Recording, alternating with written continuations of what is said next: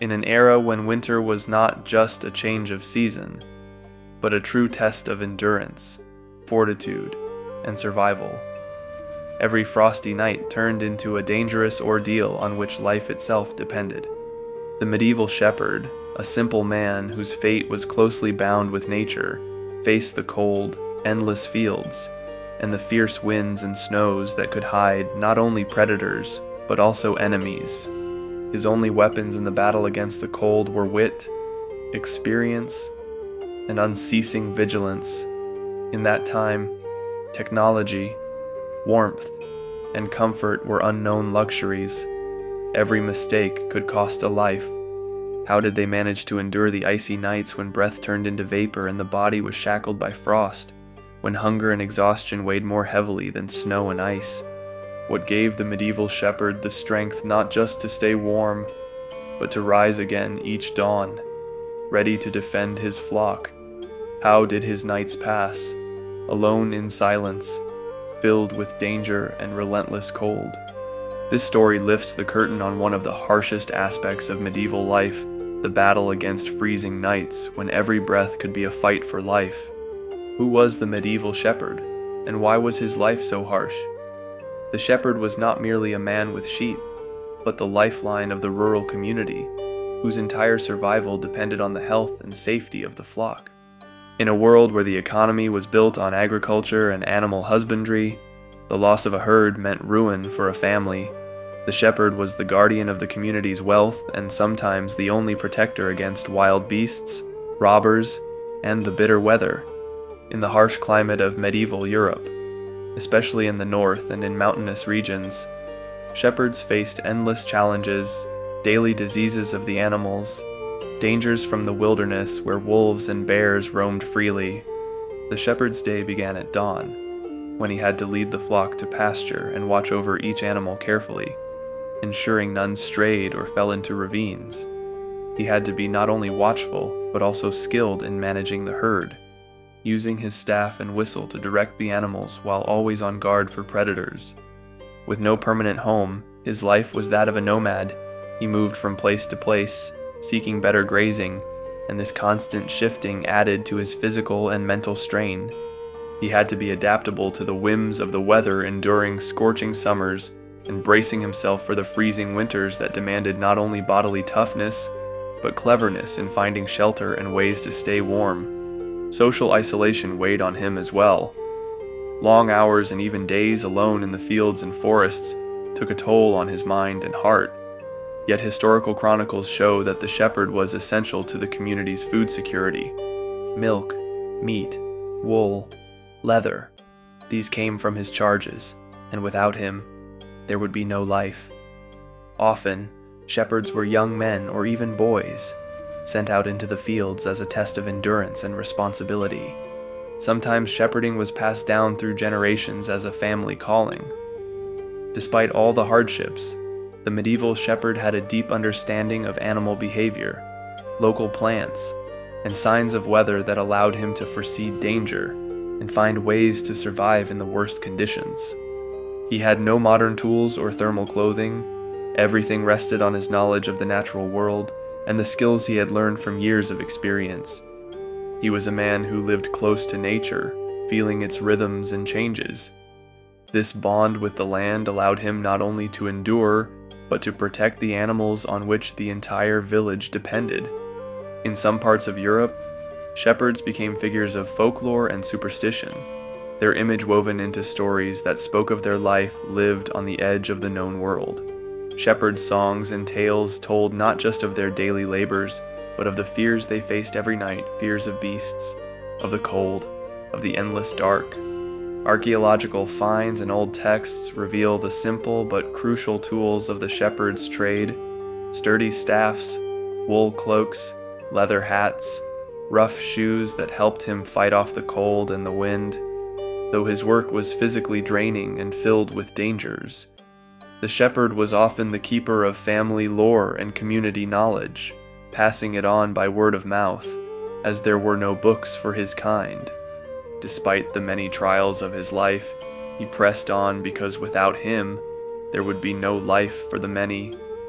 Thus, the shepherd's hard life was also a life of purpose.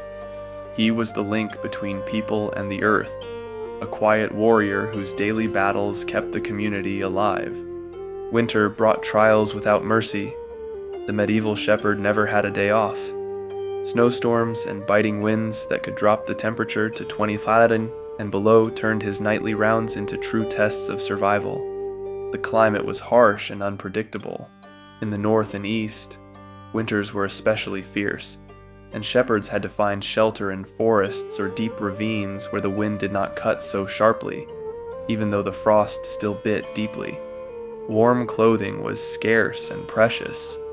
Wool cloaks and thick leather boots were a blessing, but they could only do so much to hold off the cold, especially when a shepherd had to sleep outdoors. One of the greatest threats was hypothermia. Even a few hours in wet clothes or in a strong wind could be deadly. Fingers and toes, ears and noses turned black with frostbite, and once lost, they never returned. Historical accounts and old medical writings tell of countless shepherds who perished because they could not find a place to warm themselves after a long, frozen day. The limited availability of food in the winter made the shepherd even more vulnerable to exhaustion. He was forced to share his meager supplies with the animals, creating constant tension and even despair. Unlike the peasants who had permanent homes, the shepherd had only his skills and endurance to rely on. Cold and frost were the main enemies, stealing his strength and threatening his health. Yet it was in the winter months that shepherds showed their greatest fortitude. Every shepherd who survived the winter was a key link in the community's survival, and every animal saved was a promise of spring and warmth. In these harsh conditions, shepherds learned to respect nature deeply. They understood that knowing the signs of an approaching storm or falling temperatures could mean the difference between life and death. Thus, cold and frost were not just natural events, but true adversaries that could only be faced with patience, skill, and a deep connection to the world around them. To fight the cold, medieval shepherds relied on clothes made from the warmest materials they could find. They layered several shirts of rough linen or canvas, covered by a thick wool zypon often woven by the shepherd himself or a local weaver. The zypon, impregnated with grease or resin, was a natural shield against the rain and snow. Sheepskin cloaks with the fur inside were thrown over the shoulders like portable tents. In extreme cold, whole sheepskins were worn, a tradition passed down for generations in the northern mountains. Footwear was also crucial leather boots insulated with dry grass, moss, or wool scraps kept feet from freezing, at least for a time. To protect their hands, shepherds used thick leather mittens or simply wrapped cloth around their hands and fastened it with strips of leather. Simple hats of thick wool or sheepskin, and on especially harsh days, large hoods attached to the zypon or cloak were their last line of defense against the wind. These garments were not fashion statements, they were essential tools for survival. Shepherds patched and mended their clothes themselves because new garments were costly and rare. Every piece of clothing had a purpose, and losing even a single fur cloak could mean losing the chance to survive the night. Shepherds built temporary shelters wherever they could. In the fields, they made lean-tos from branches, twigs, and sod. In forests, they used fallen trees and caves to carve out a place of refuge. On southern slopes and in ravines, the wind was not so fierce, and shepherds dug shallow pits and covered them with poles, straw, and skins to keep the worst of the cold at bay. These makeshift shelters were simple but functional. Often, a hole was left for smoke to escape because a fire was the heart of any temporary dwelling. Dry bark, resin, and twigs collected during the day became lifesavers at night. In some places, especially in northeastern lands, shepherds built more durable shelters with turf and stones that were used for generations. Fires were essential not only for warmth but to keep away wolves and other predators.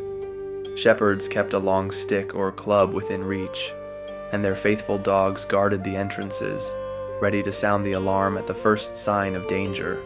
Sometimes, in the depths of winter, shepherds would join forces, creating small camps where they could share warmth, stories, and food. In these communal camps, they took turns tending the fire, which was their only hope against the biting cold and prowling wolves.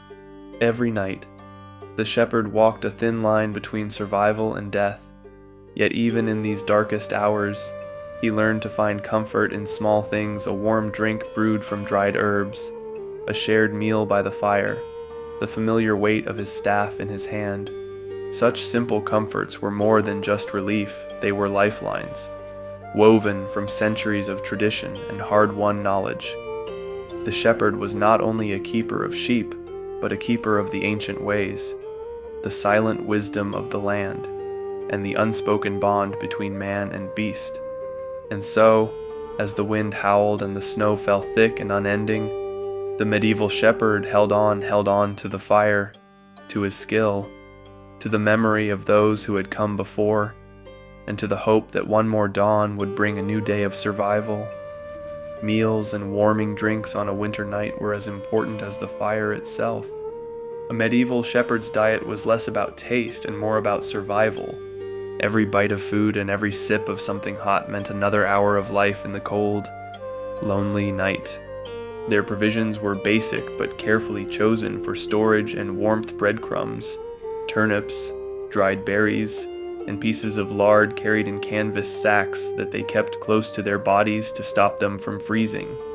Hot meals were rare, but if they could make a fire and boil water, they would cook simple stews from whatever cereals, vegetables, or dried herbs they had. Herbs gathered in summer were dried and stored for winter mint. St. John's wort and mother and stepmother flowers were prized for their warming qualities and to fight colds. A sip of these herbal infusions brought warmth to the chest and clarity to a cold-fogged mind. Meat, if it was available, usually came from a fallen sheep or a wild bird caught in a snare. Some shepherds even roasted hedgehogs on coals in the worst times. Their iron pots and wooden mugs were precious, used to soften stale bread or boil water for these life-saving concoctions. Strong drinks like honey-infused mead were rare but known to shepherds. Even a sip of moonshine or herbal mead before a long march was believed to steal the spirit. However, they knew well that drunkenness in winter was deadly. It robbed them of the awareness they needed to stay alive. Sometimes they added pepper, dried rowan berries, or even horseradish root to their broths, drinking them in slow sips by the fire. In lean years, they chewed tree bark mixed with bran or drank pine needle tea to fight off scurvy. Salt and onions were carried in pouches, too, not just for taste, but as ancient talismans against cold and evil. They could even melt snow and mix it with old groats if nothing else was at hand. In the south, shepherds carried frozen porridge that they thawed by the fire and drank as a thick soup. Nomadic herding communities knew more about edible plants and roots than many village healers. Their survival depended on it. Branches of rose hips, juniper berries, moss from the north side of trees. These became the base for evening teas that might not satisfy hunger but kept the body warm. Each meal was a lifeline, each sip a prayer of thanks whispered into the icy air. Keeping warm on a long winter's night was a never-ending task. Shepherds moved constantly, rubbing their hands and feet, pacing around the fire to stop their blood from freezing. They knew that to sit still was to invite death. They never slept deeply. Short naps of 15 or 20 minutes were the most they risked, always by the fire, always alert. Shepherds in Russia had a rule: if you're freezing, wake another and walk together until the shivering stops. They watched over the youngest boys especially, forcing them to rub their arms and backs to keep from dozing off. Simple tricks helped: wrapping hot stones in thick cloth to press against the chest, sleeping with a dog or even a lamb for warmth. Straw stuffed inside coats and boots added another layer against the cold ground. Fire was both a friend and a danger. If you built it too high, it tricked the body and then left you colder when it died down. Shepherds let the fire smolder low and steady, breathing through their noses to keep their lungs from freezing. They even carried small flasks of hot sand wrapped in wool to hold close at night. If all else failed, they rubbed salt on their lips and chest, sang songs, or shouted to keep the silence of the snow from swallowing them whole. In these nights, a shepherd's skill was more than just practical. It was spiritual, Old men taught as long as your tongue moved, you were still alive. They carried that saying in their hearts as they fought to see the dawn, to live another day for their flock and for the world that depended on them. The medieval shepherd also faced threats beyond cold and hunger, the dangers of the night, from wild beasts and desperate men. In the dark of winter, wolves prowled the forest edges and ventured out boldly into the pastures. Chronicles from the 15th century in Russia speak of entire flocks torn apart by wolf packs, and of shepherds who vanished under the moonlight. The shepherd kept a stout club or a long spear always at hand, and in some regions, even a whip with a heavy iron tip. They ringed their camps with sharpened stakes and set up simple tripwire alarms made of bells and old skins, ready to sound a warning if something moved in the dark. Fire was a shield against these creatures. The glow kept the wolves back and gave the shepherd's heart some measure of courage. Dogs were not just companions but warriors in the night, raising the alarm with a single bark that split the cold silence. Yet sometimes, it was not the wolves but other men who were the greatest danger. Vagabonds, escaped soldiers, and robbers haunted the winter woods, driven by hunger and desperation. The chronicles of Novgorod tell of whole flocks driven off by night raiders, leaving the shepherd with nothing. To guard against these human threats, shepherds slept lightly with a knife or axe within reach. Dogs lay with their heads raised, alert to any stirring in the night. Sometimes, shepherds made packs to join forces and set watches as if in a small army camp, guarding not only their animals but each other. In some regions, they built small stockades of stones and logs, little fortresses of the cold fields, reminders that in winter, the greatest danger might come not from the wild, but from fellow men. Yet even in these nights of threat, the shepherd had one last refuge: faith. Nearly every shepherd wore a simple wooden cross or an icon, a talisman blessed in a small village church.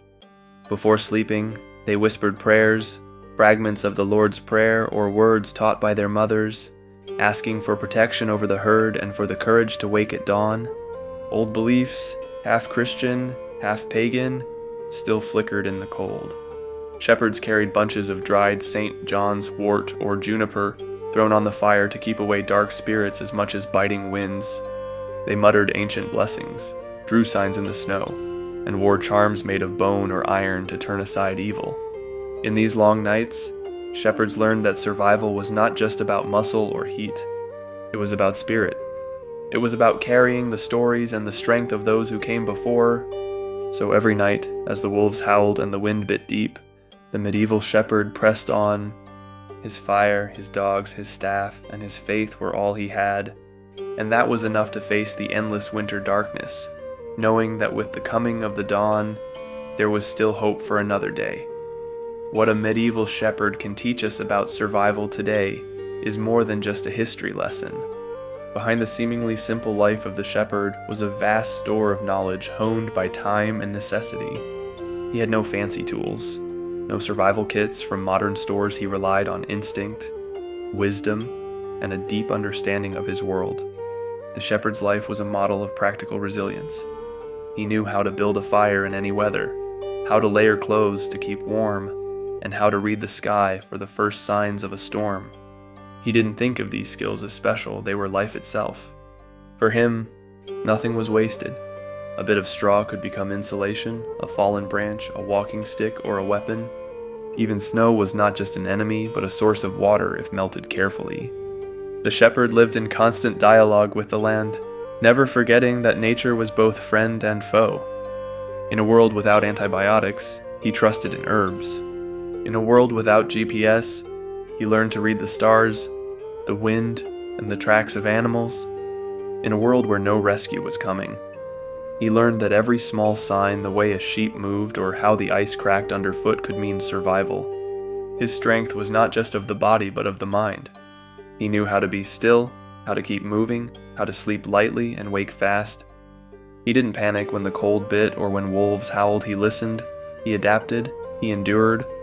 For modern people, these lessons are powerful reminders. In cities and comfort, we forget how close to the edge of survival we really are. But when the power goes out or the storm comes, the lessons of the shepherd return. Layer your clothes, keep moving but never run yourself down. Read the wind and the clouds.